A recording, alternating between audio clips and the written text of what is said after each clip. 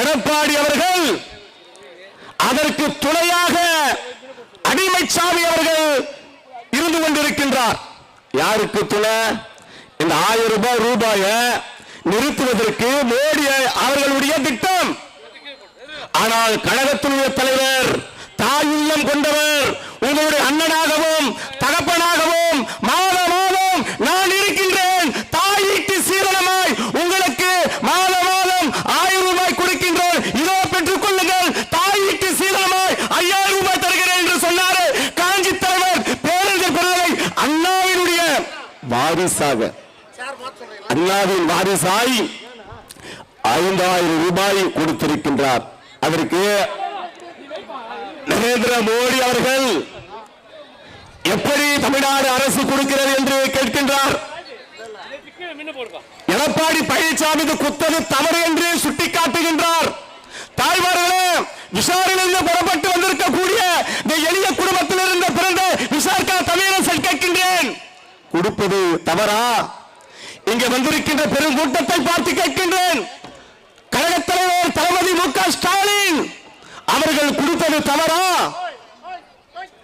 ஆனால் அதை ஏன் குடிக்கிறீர்கள் என்று அதிமுகவை சேர்ந்த அடிமைச்சாமி பழனிசாமி அவர்கள் கேட்கின்றார். அதற்கு துணையாய் அன்புமணி ராமதாஸ் துணையாய் வருகின்றார். அதற்கு துணையாய் ஜி.கே. வாசன் வருகின்றார். அதற்கு துணையாய் ஒரு கிளை உடல் புரட்சி பாரதில் ஒரு கட்சி அவரு துணையா வராரு. ஏன் என்று சொன்னால், இந்த நாட்டிலுடைய தாயாகவும் தந்தையாகவும் விளங்கிக் கொண்டிருக்கின்ற கழகத் தலைவர் ஒவ்வொரு குடும்பத்திற்கும் தாலிக்கு 1000 ரூபாய் கொடுக்கின்றார். விவசாய தகப்பன் என்றால் விவசாய கடன்களை பெறுவதற்கு ஊதியத்தை கொடுக்கின்றார். இளைஞர் என்றால் கல்லூரியிலே படித்துக் கொண்டிருக்கின்ற இளைஞர் என்றால் தமிழ் புதல்வன் திட்டத்தின் மூலமாக மாதந்தோறும் 1000 ரூபாய் கொடுக்கின்றார்.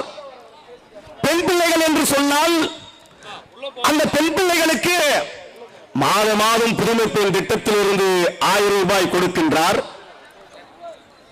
சீரார்கள் இருக்கிறார்கள் என்று சொன்னால் 1ஆம் வகுப்பிலிருந்து 5ஆம் வகுப்பு வரை பயில்கின்ற அந்த மாணவர்களுக்கு காலை உணவு திட்டத்தை கொடுக்கின்றார். அதே குடும்பத்தில் முதியவர்கள் 80 வயதை தொட்டிருக்கின்ற முதியவர்கள் இருந்தால் நீங்கள் ரேஷன் கடையில நடந்து போக வேண்டிய அவசியமே கிடையாது. இல்லம் தேடி நடமாடும் ரேஷன் கடையை கொடுக்கின்ற இந்தியாவிலே நம்பர் 1 சூப்பர் ஸ்டார் முதலமைச்சர் முத்துவேல் கருணாநிதி ஸ்டாலின் ஒருவர் மட்டும்தான். அதுதான் விஜயெல்லாம் புறப்பட்டு வந்திருக்கிறார்.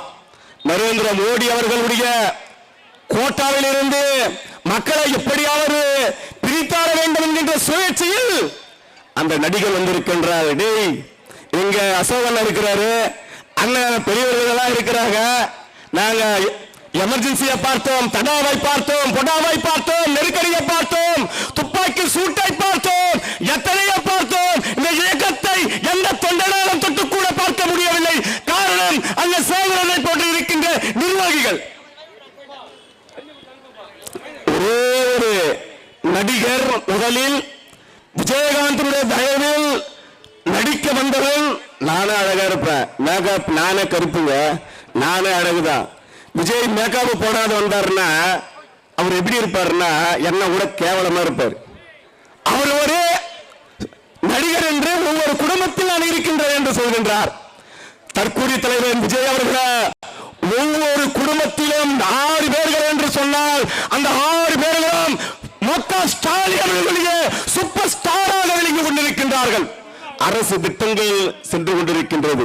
இந்த தாய்மார்கள் உத்தரவேரியில் இருந்து புறப்பட்டு வந்திருக்கின்ற இந்த தாய்மார்களுக்கு உத்தரவேரி சட்டப்பேரவையுடைய உறுப்பினர் இந்த பகுதியில எண்ணற்ற நலத்திட்டங்கள் எல்லாம் எடுத்து கழகத் தலைவரிடத்திலே சொல்லி எளிமையின் சிகரம் அண்ணன் தா சுந்தரன் அவர்கள் இந்த உத்தரவேரி தொகுதியில எப்படி அவர் நலமாடி கொண்டிருக்கின்றார் தெரியுமா?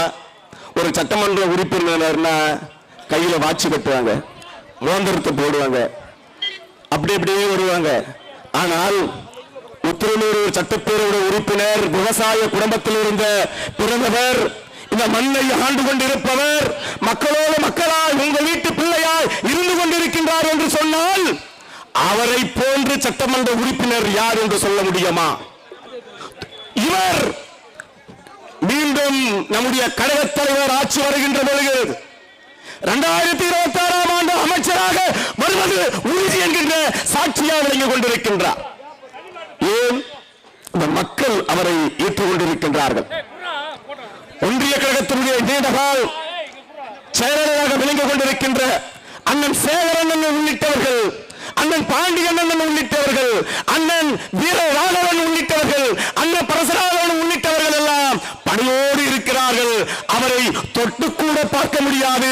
உதயசூரியன் மீண்டும் தமிழ்நாட்டிலே உதிக்கும் சொல்றானுங்க. 234 தொகுதியிலும் நாம் வெற்றி வாய்ப்பை எழுப்போம் என்று எடப்பாடி பழனிசாமி சொல்றாரு. 234 தொகுதியிலும் உதயசூரியனுடைய கூட்டணிதான் மீண்டும் வெற்றி பெறும். இதுதான் உளவுத்துறை நரேந்திர மோடி அவர்களுக்கு சொல்லியிருக்கின்றது. ஆகையால் நேரமில்லாத காரணத்தினால் அண்ணாவின் வழி அயராக உழைப்போம்.